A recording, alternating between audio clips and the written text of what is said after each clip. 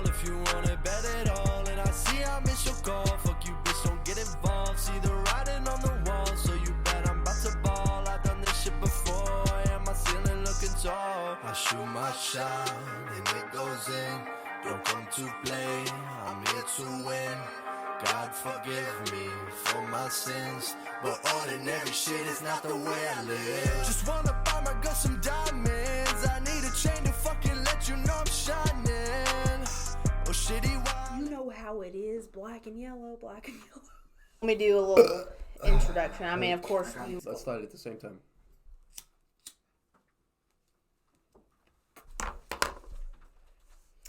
So today, I'm going to be interviewing the one, the only, the beautiful, the amazing, the handsome,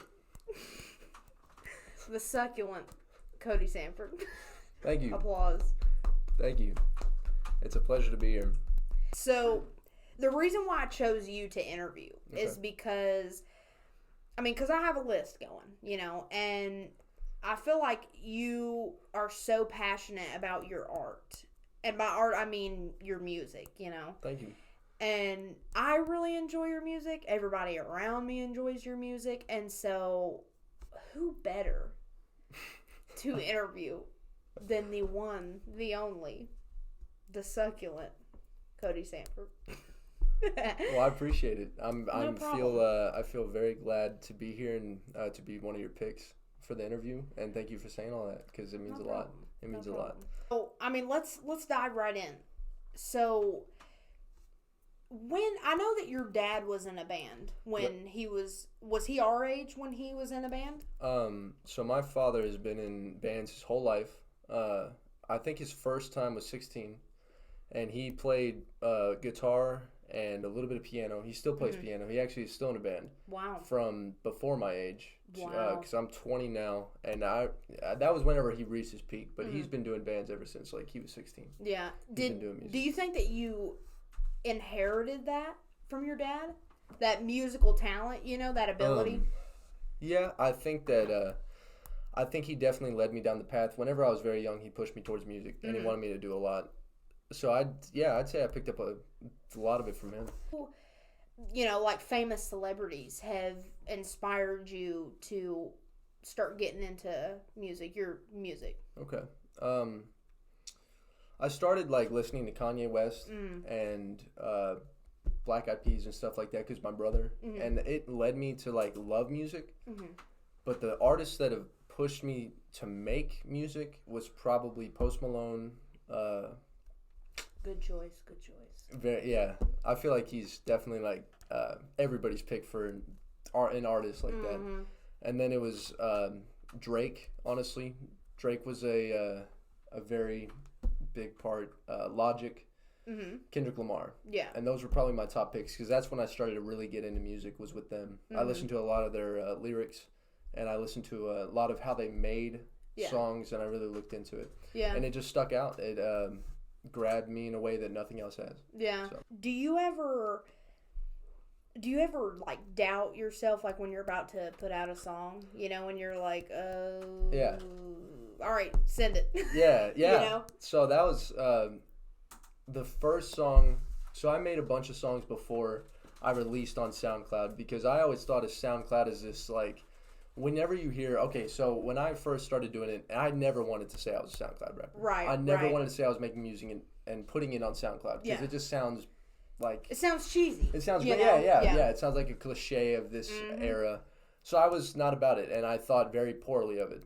Yeah. And then one day, I just got pushed, and I made a song, and I was like, you know what? This might be... Oh. Well, we have a visitor, and that is... That is a really... What is that? That's a moth.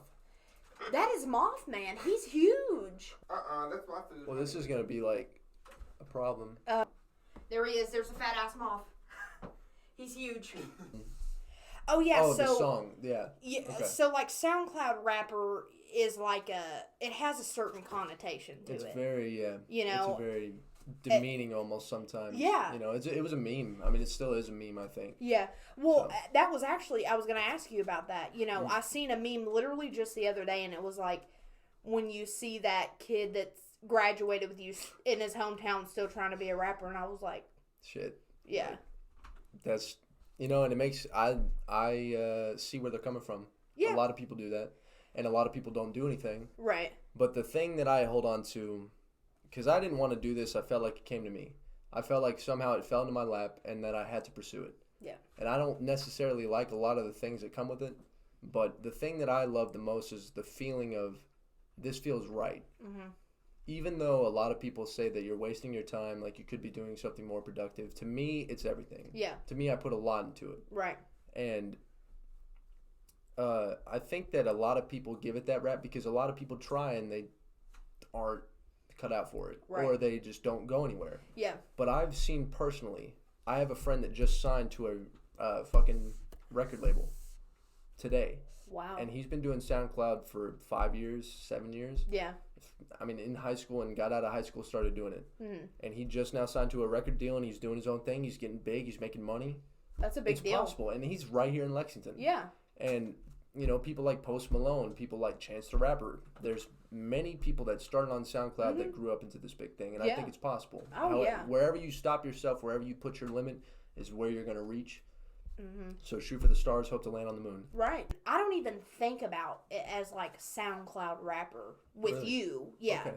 I see it more as that's just a platform that you have right now, and that's where you're sharing your art. And I think that your talent and your ability shines through all of that, those connotations and those cliches and things like that. Well, thank you. Yeah, you're welcome. I appreciate that. Even if it doesn't take me anywhere, at least I tried. At least I did something. Exactly.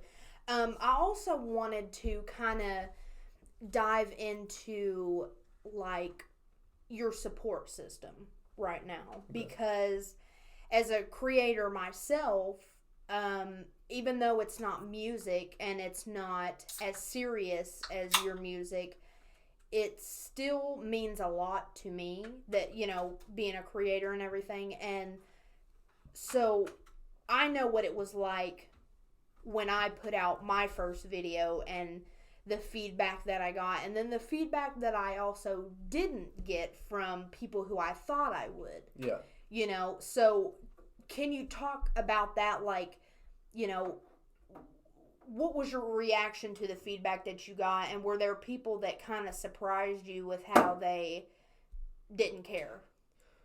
Yeah.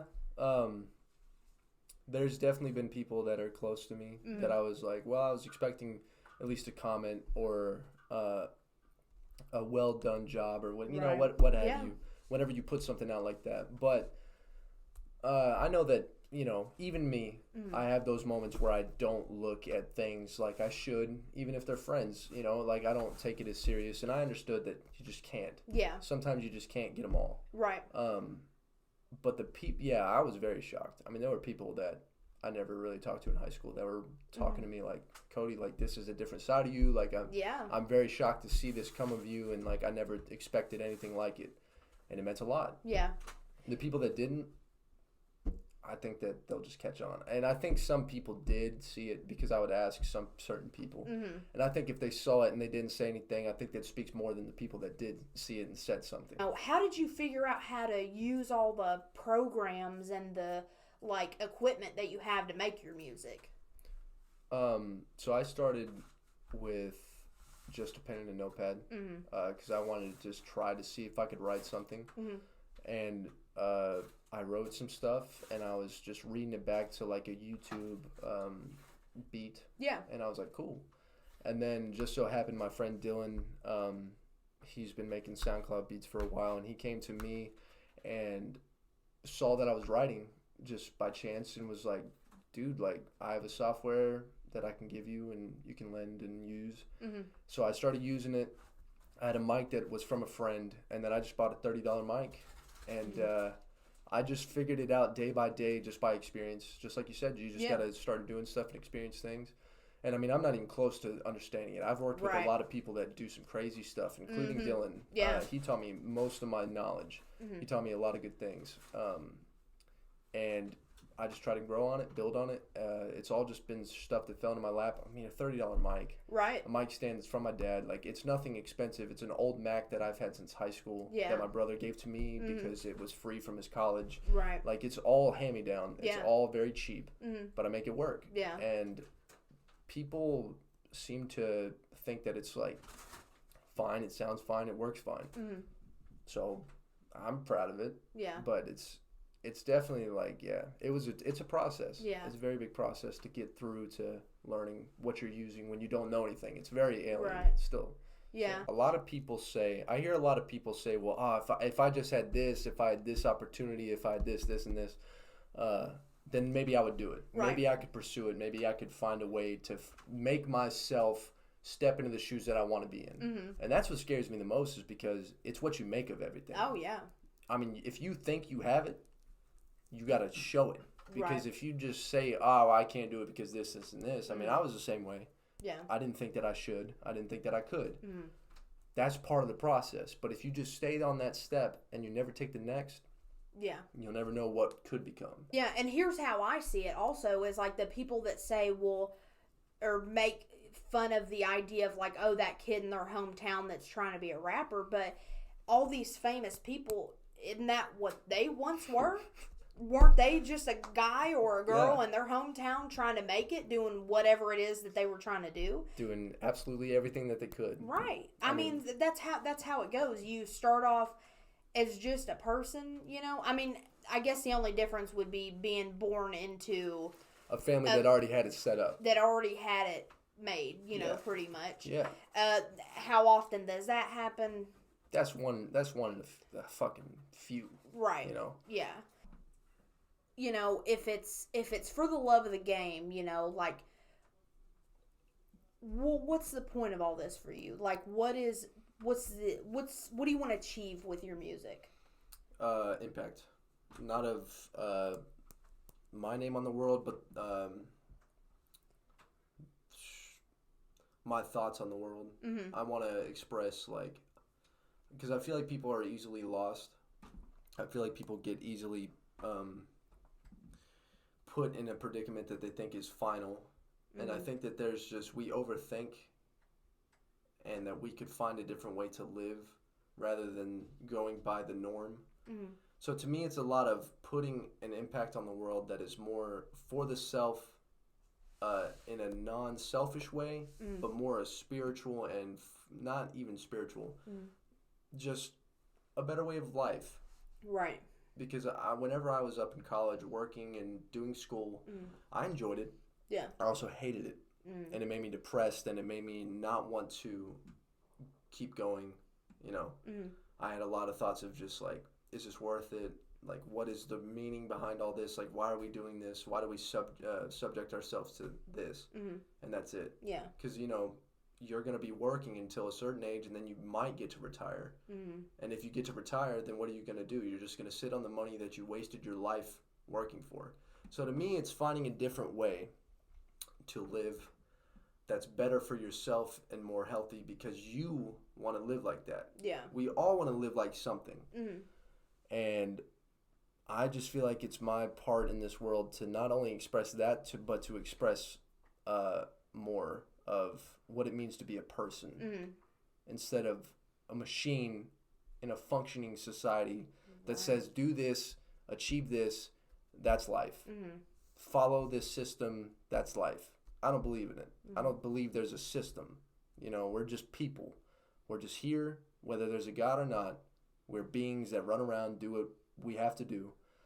But I feel like there's a better way always. What are your thoughts on rappers, specifically in America, that are African American and look down, or they feel like white people don't have the right to, you know, be rappers and to, you know, create that type of music? What's your thoughts on that? I actually completely see what they mean. Maybe not, well, not completely. I see what they mean, though. I mean, I'm just a white kid that grew up in a fairly alright situation. There's troubles in my life that people wouldn't expect or people won't know. And but I get it, because that's a whole different society, it's culture thing, and I don't mean to be a part of that culture, because it's kind of more open now. I'm not saying that I'm like that type of rapper. I'm not saying that I'm trying to fit in with that. That's the music that I relate to the most. With, it's a huge thing in the culture now, just general culture, not specific cultures though. It's everywhere. I mean, most people nowadays listen to rap, and I appreciate it. And I will never say that even if I made it big, I would never say that I am like the same as Tupac, the same as Kendrick, the same as J. Cole. I would never say that, because they do it from a entirely different place.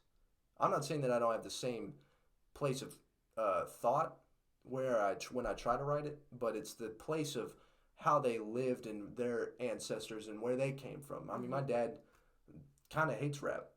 He's really into rock and roll and blues, or not blues, but like Beatles stuff. I don't even know. I guess that's rock. I guess it's a type of rock. Would that be considered alternative? Yeah, I think it's more alternative. He's more into alternative country and stuff like that. Yeah. He's very I don't even know the word, but like that. I guess his culture, because he's 60, so that was like his time. That was like his prime. I mean, it was like rock and everything. So he kind of doesn't like rap because he thinks it's all about certain stuff, but what he doesn't know is there's a whole different side that I appreciate. I think I appreciate rap so much that I want to be a part of it, but I'll never be in it. But I see, what you're asking is like, yeah, I totally get it. Like, if someone ever was like, hey, you shouldn't be doing this because you don't really, like, you're not part of it, you should, I'd be like, yeah, okay, you got a point. I appreciate it, though. I appreciate the culture, and that's why I'm here. Well, on that note, did you happen to, because I know you're a Post Malone fan, and I am too, did you see when he was on that podcast, The Breakfast Club? Yeah. And Charlemagne the God told him, kind of was like, he was basically accusing him of appropriating that culture, Yeah. And so when you seen that, what was your reaction? Like, how did that make you feel? It made me feel kind of, in the time I wasn't about it. So honestly, I was kind of with what he was saying, because that was back before I even thought about doing any of this. And I was like, man, I kind of get what he's saying. Like, you got the cornrows, and you're like talking about being the White Iverson and all this stuff. I get it. It's kind of offensive. It could be kind of offensive, but it's also him just expressing. So I found it kind of disrespectful on him, but I also got what he was trying to say, because he just kind of felt like he pushed it a little too far, and didn't feel like I don't think he felt that he appreciated really the platform that he was getting. But I think if he made his own name doing that stuff, I think we realized that it's almost trivial at this point. It was bold. Yeah. But I think you got to give credit where credit's due. He pulled it off. Yeah, I agree. I agree. Pretty damn nice. I thought, okay, the cornrows, that's pushing the boundary there. It's bold.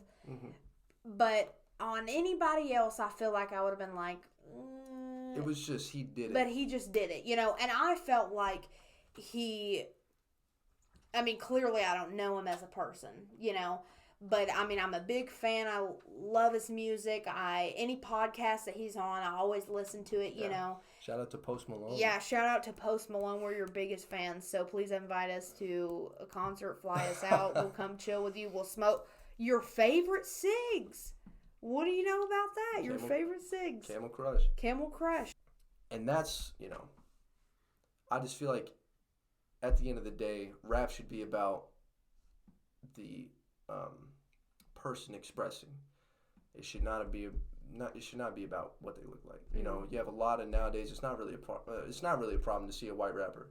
Eminem started that back before Post Malone, and he did an amazing job, and he really appreciated it. And he had a place to come from where he grew up around the same situations, and I feel like it's just slowly getting more broad because it's just growing. It's just a very passionate place, and that's why I respect it. Oh, yeah. I'll never try to step on anybody's toes, and I'll never say that I'm better than anybody. Very fun. It's like, I mean, I know you, Coty, personally, and I know that your heart comes from a place of, like, love, and you love this music, and, like, you respect it, and you know where it originated and where it came from, and you respect that. And so I think that we need to look at artists and their music in that light. What's the intent? Is the intent good? They just want to make good music for people to enjoy, and they want to appreciate this genre. Yeah. Or is it someone who's trying to appropriate the culture and that's trying to gain clout because they know, it's easy to make a hit? Up in J. Cole, in one of his songs, put it very well. Like, they want to be black and they think it's how it feels. And that hit me because I'm sitting there listening to him thinking that, like, he kind of spoke to me in that. So how would you describe your style? Like, what's your personal style in your words? I think that's the first time I've been really asked. Maybe spiritual. Sometimes lit, of course. Yeah. You got to. Oh, yeah. Bit. You got to have, like, this upbeat. Bangers. But, I mean, like, this next song that I've been writing is a very personal, I think, it connects with more spiritual. I try to connect my stuff very spiritual. Even in my lit songs, I'll have, like, moments where you can listen to and be like, dang, like, that kind of maybe hits you. And I hope that it hits you in some sort of area that you didn't expect it. So, yeah, I'd say spiritual. Yeah. But I just kind of find it as my own little niche that I try to take. I think that is the most that I could describe my style as, is a very, hopefully, connecting and spiritual. A spiritual attitude. Experience, pretty much. Yeah, I would love that. Mm-hmm. That's what I strive for. Yeah. It's something that you walk away and you want to keep listening to it. Not because it sounds cool, it's because the lyrics might speak to you. Even if it's just a line that you can take away from it, that means more to me than you being able to bop it in your car. So I wanted to talk about a specific moment that happened actually while you were here. Okay. And so, I mean, clearly, it's your intent is way beyond clout, way beyond, exposure. You're more concerned about the impact that it has on people, Let's talk about the moment when we were sitting on the couch. Just explain what happened. Okay. Explain what happened and explain your reaction. All right. So I released High Like This the day of, pretty much, that I came over here. And before I left, it had like 180 views. And then I came over here. We were hanging out, just talking about doing this stuff. And we were just hanging out, and I would check it every once in a while because I was just wanting to see how it was doing. And I checked it like 4 hours later, because 4 hours before it said 190. Checked it 4 hours later and it said 290 in less than definitely 24 hours. It was definitely a day of posting, and it blew my mind. Mm-hmm. I mean, 100 views in less than 4 hours. In less than 24 hours, I had more views than some of my videos that have been out for months, or not videos, songs. And mind you, the time, it was like between 1 a.m. and 4 a.m. Yeah. So to get that many views and get that many listeners in that time frame, I mean, that was a really big deal. We freaked out. I was almost like starstruck. Yeah. And but it's not starstruck. I don't know. I was humbled by the whole situation because I was in shock. I was, it took me off my feet a little bit because I was just like, whoa, I've never had that. The most I've had in a couple hours was like 100, maybe. So that was a big moment for me, and I was very thankful for the people that shared it and listened to it. I mean, it means a lot because I was not even sure about the song, and then I got great feedback, and it just made me feel very happy. So real talk, like what would you do if like one of your songs right now, like you checked it here in a little bit and it was at like 1 million views? Because Post Malone's, I mean, What was it? He woke up like the next morning after White Iverson, and it had 250. Well, no, it didn't have 250, but it had about 1 million views of some sort. I mean, can you imagine? I thought that's what was going to happen that one day. I kind of low key was like, man, I hope the ball keeps rolling. But yeah, it's my it was a song. big jump, though. It really was. It was a big jump. It was my 7th song. Working on 8 right now. 8's gonna pump out hopefully this week. Yeah. But God, I don't know. I think the biggest thing is I would probably call my parents and be like, yeah. It would be a very humbling experience. I mean, just 104 hours was humbling. So. Oh yeah. Okay, so do you think that you're anywhere close to creating an album? Has that even been on your mind? Yes. So whenever I finished with my second year in college, I had a lot of friends up there in Lexington that were pushing me to make an album. I felt like it was not the right time. Yeah. Just because I don't have the hugest following. I mean, I got a good following, and I appreciate everybody that follows and keeps up with me and supports me. But I would need a good, solid amount to where I feel like you could connect with it. I might eventually make a warm-up album or whatever, like an EP of the songs that I have on SoundCloud right now. Yeah. Definitely. But an album, I've put a lot of thought into. I actually was going to 100%, but then I backed out just because I was like, it's not the right time, not the right place. I need to work a little bit more. It's not quite there yet. Mm-hmm. Yeah. But yeah. In the future, maybe. Yeah. Yeah. Oh, yeah. Yeah. Yeah. Oh, yeah. Let's be honest. Yeah, let's be honest. Honestly. Let's be honest, honestly, I'm here for it. Yeah. That's what I'm here for. Yeah. So, that's just it. All right. So start it. So, thank you guys for watching. I want to thank you, Coty, for being my first interview. And, I honestly, like, from the bottom of my heart, I really love your music. And, like, I have been, like, shamelessly plugging it everywhere I can because, like, I know what it feels like to create, and I want you to feel that love and that support. So, plug everything right now. So tell everybody where they can follow you, see you, all that stuff. All right. So you can follow my art Instagram on Instagram at CoVisionT. So it's CO Vision and then TY. It's my name split with vision in between, if that helps. That's my @ Follow me on there. You'll get all the latest updates. You can follow me on Twitter. I don't really post like stuff on there unless it's my songs, but I would appreciate the Twitter follow. SoundCloud, of course, it's Coty's Tracks is the URL thing, but you could just look up Coty on SoundCloud. With a T. COTY. COTY. It's a free app. You can also do a web browser. But yeah, that's pretty much it. I'll be posting. I'll be putting stuff out. Just reach out to me if you need anything, have any questions. Awesome. Thank you so much. Thank you so much, Let's do a handshake here. Thanks for watching, guys. I can't be what you thinking. This world. So, gotta get a. You're right. I kind of want it. I want him to come into the frame. Can you see him, Thomas? Dude, that is one big giant moth.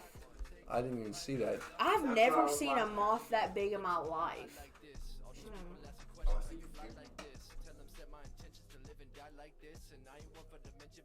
That's a fat moth. That is. Wow. Back that up. Whoa! They saw him. I know they did. Hey, man. Oh. Oh, God. Okay, wait. Okay. I like to pop mine before. I like popping always too. Really? Wait, what do you do? I forget. You know, I get like midway. Mac Miller. We didn't even mention him. Gosh. Rest in peace, Mac Miller. Yeah. But he touches me spiritually. Spiritually. Because I want to catch it in case. Look, I'll make an appearance in one of your songs, and I'll just be like, in the music video. yeah. And look, you'll just go in rapping like you do, and then I'll just be like. What's up, big boys at home? We're going Want to see viral, Cody baby. with his shirt off? No, probably not. 1 million views and Cody will take his shirt off. Yeah. 1 million views and I'll take off my pants. No, I'm just kidding. That's inappropriate. But you get by like this, and yes, I live like bliss. No, you can drive this whip, man. Everything that I did is everything that you'll miss. So make some room for the kid. I'm full of do for the shit. It's time to get what I give, babe.